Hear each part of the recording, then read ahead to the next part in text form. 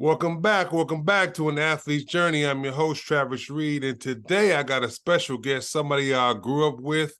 I watched him ever since he was in high school. He was like, anybody ever see that movie Air Up There? This is him. You know what I'm saying? Just check out Air Up There. And that's how he was. He was a guy that had the monster hops, was dunking on everybody. You know what I'm saying? I was like, man, this dude is in high school. I couldn't believe it when I first saw him. So he's had a super successful career. We went to UCLA together for a year. And after that, he's just been, like I said, he's just took his levels to so many levels, so many heights. I'm just so proud of him as his friend. So just want to introduce him, Mr. Kevin Daley. Say what's up, man. What's going on, Trav? I'm finally on, man. I'm finally on the famous show. Let's do it. Well, pretty much, man. Like I said, like I said before, I've just admired your career. I've watched it from afar and just so super happy, like I said, to have you on the show today. You know what I'm saying? So I know like I said, he's a busy man, folks. So we're gonna get right into these questions. All right, how did your basketball journey start? Man, my basketball journey started in Panama City, Panama, Central America. That's where I'm from. I grew up playing every sport for fun, and for some reason, basketball was the one that stood out. But I think it was really because basketball, the beauty about basketball is that you don't need anybody else to play basketball. You can go out there with a basket, your ball, and play by yourself. And I was so addicted to it that my friends didn't want to play as often as I wanted to play. So I just used to get my ball and go hoop. I used to play New Year's Eve when everybody was saying Happy New Year's. I was thinking to myself, everybody is celebrating. Let me go work on my game. So I will grab my basketball and be shooting a layup, saying I'm the first one this year making a layup. I'm the only one working on my free throws right now. So it all started way, way back then. Okay.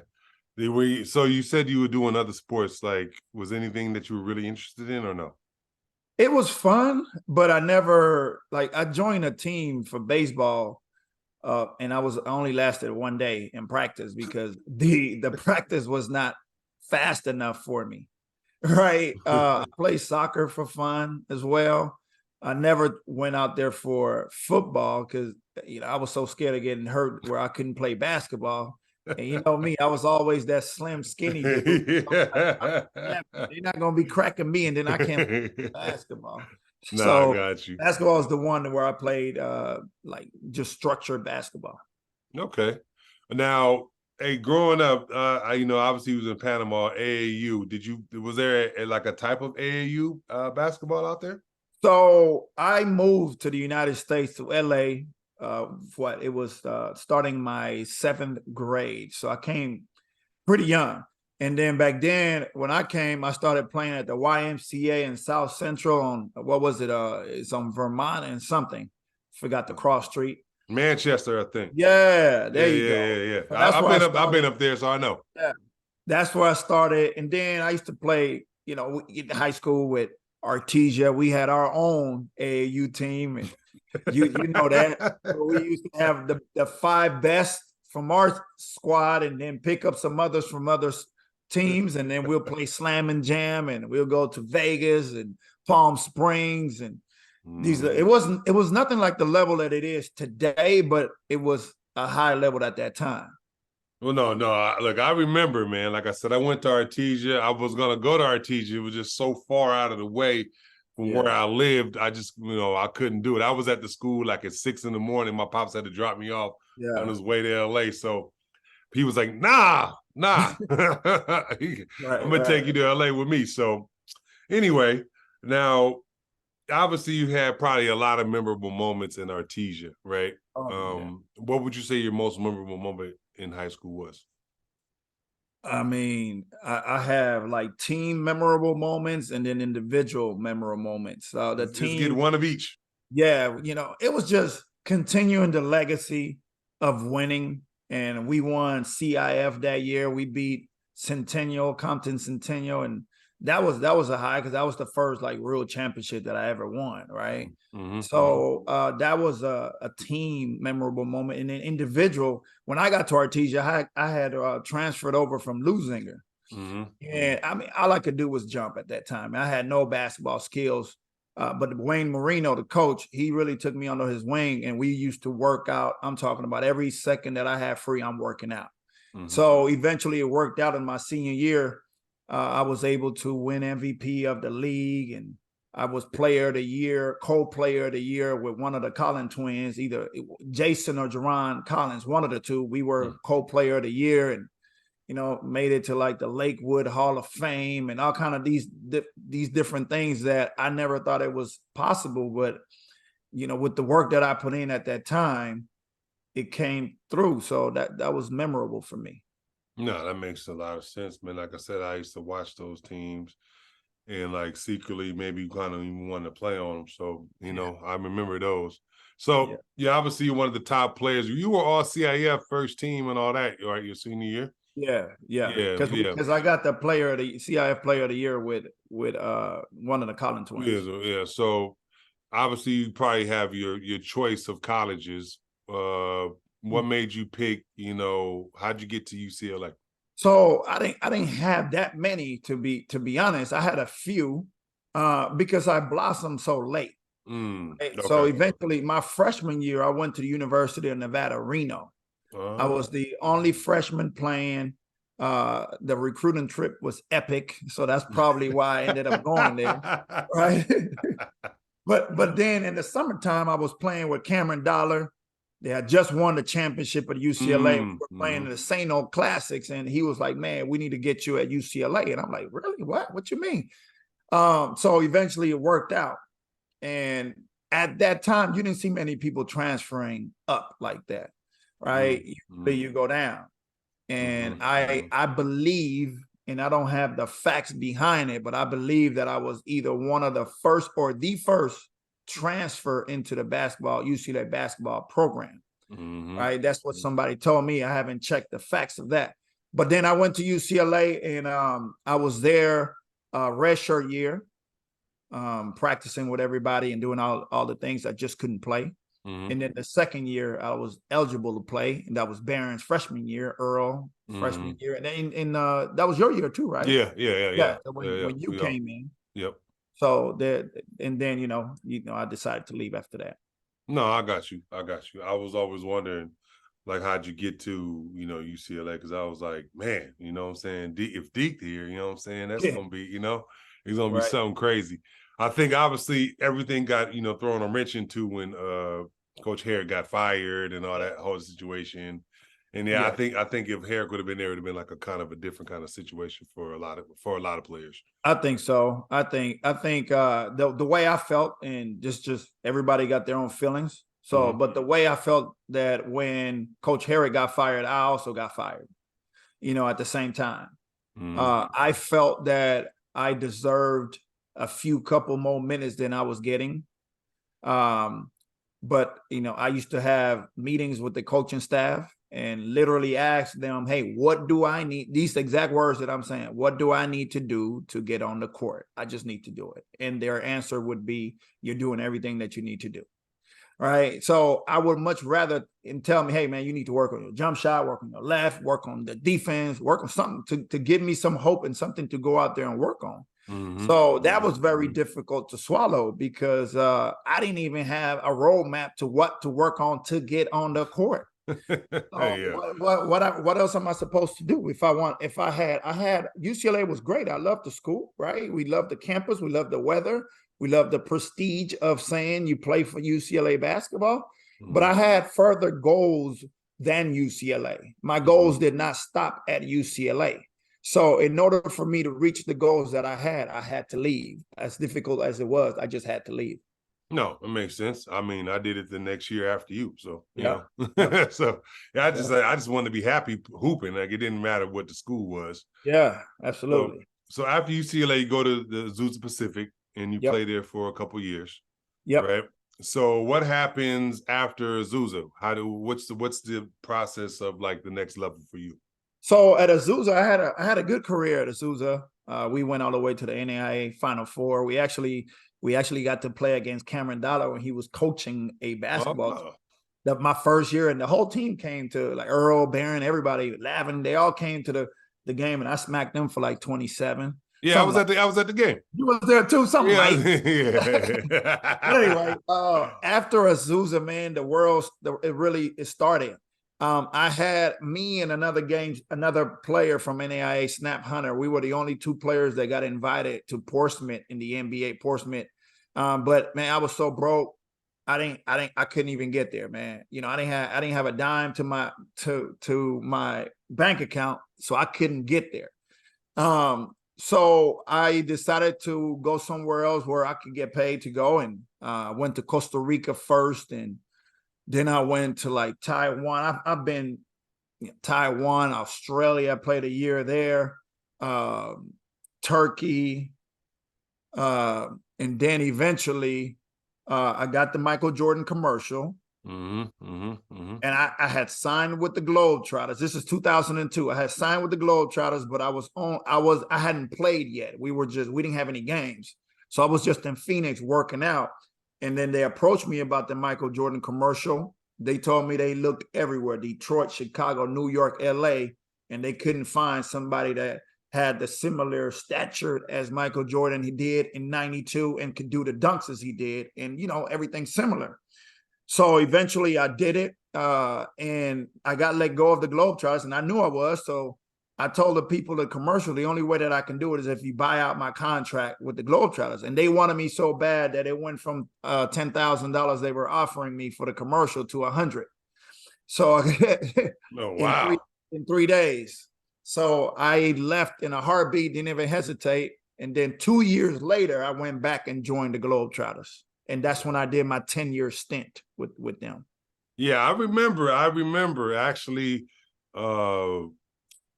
remember, I think I don't know if you was in Holland when I saw you, but I remember I went to see y'all overseas, and I was like, yo, oh my gosh, dude, Deke is like the main guy.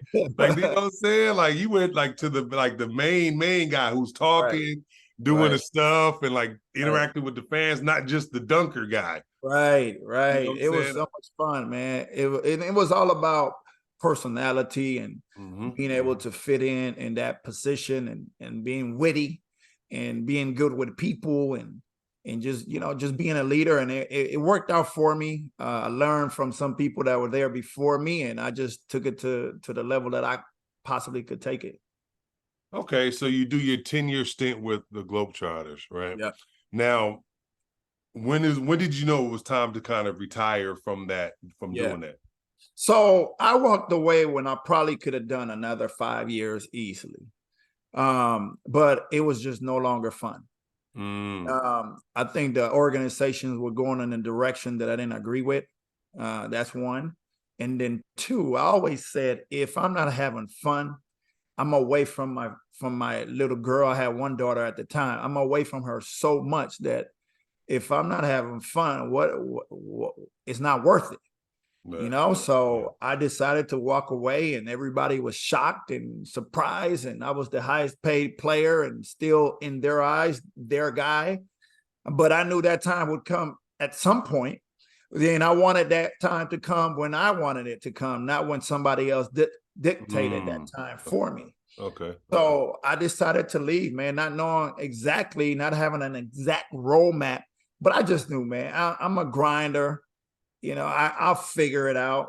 It was rough, but I figured it out.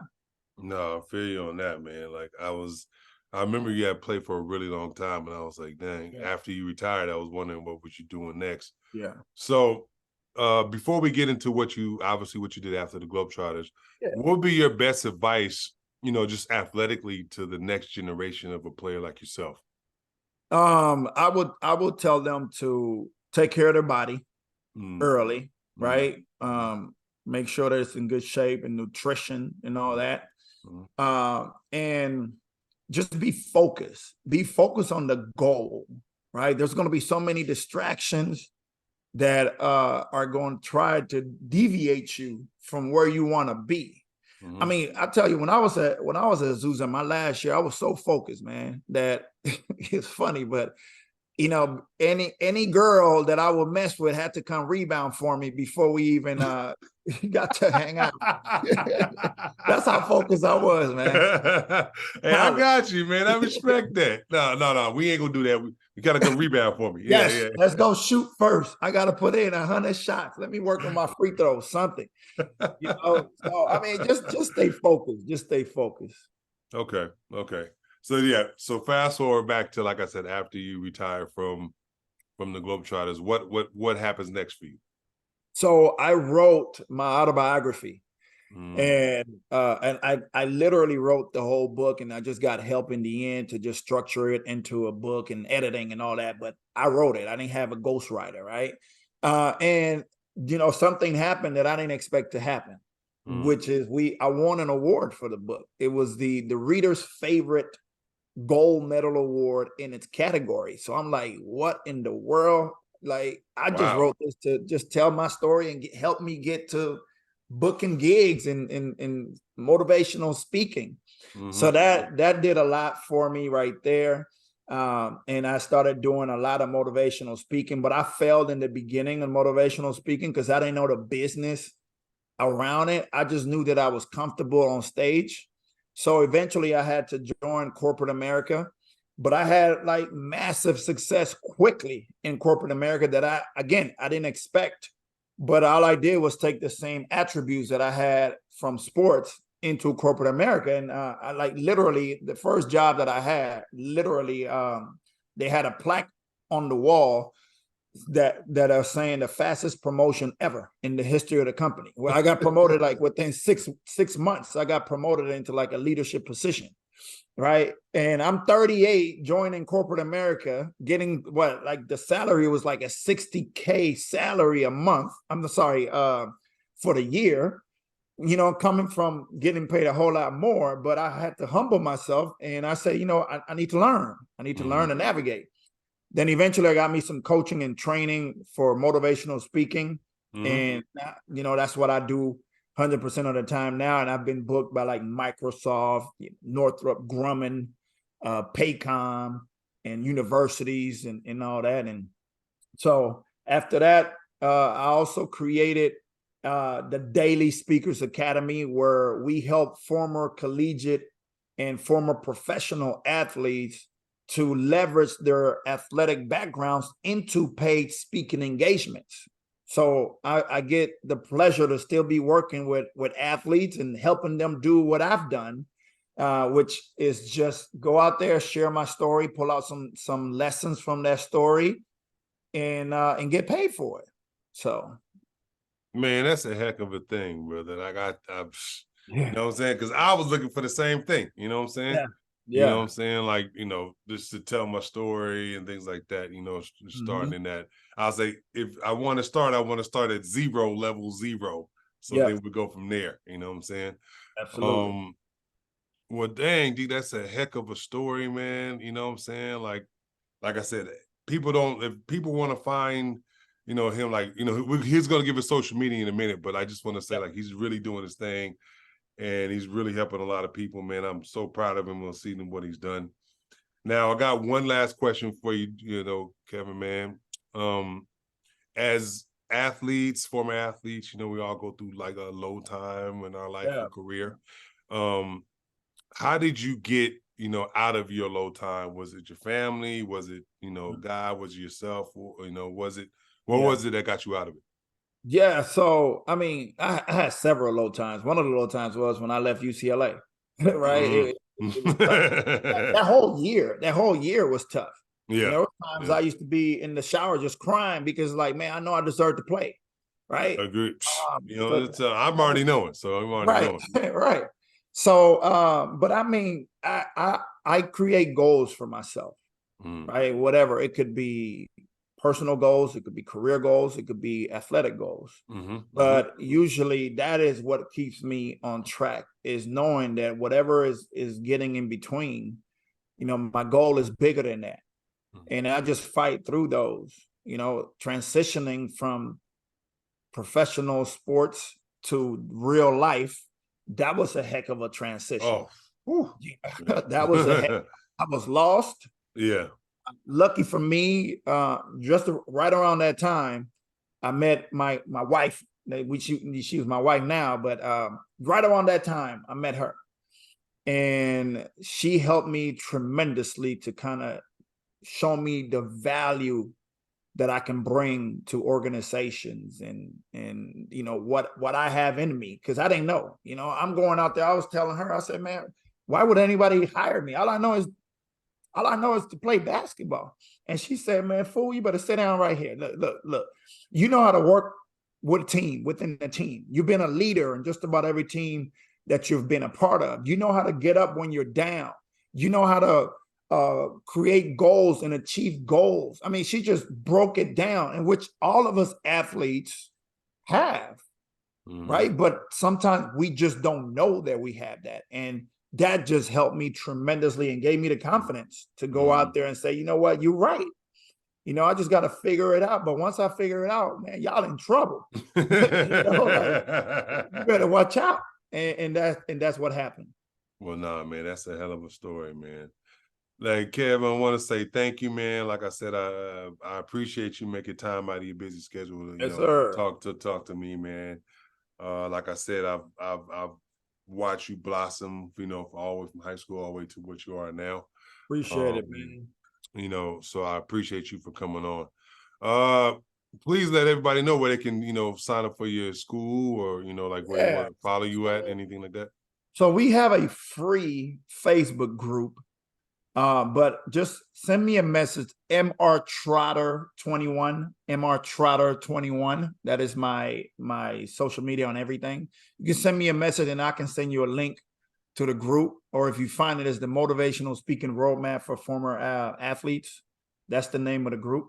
But before I go, man, I want to give you flowers too, man. I've seen you, I've known you for quite a bit, and just to see you on this platform, I never thought that I would see you on a platform like this, right? But just to see that, and also, man, I've been following you as well. I know you had a good career in Europe, and I think your number was just retired, or you just hit. Yeah.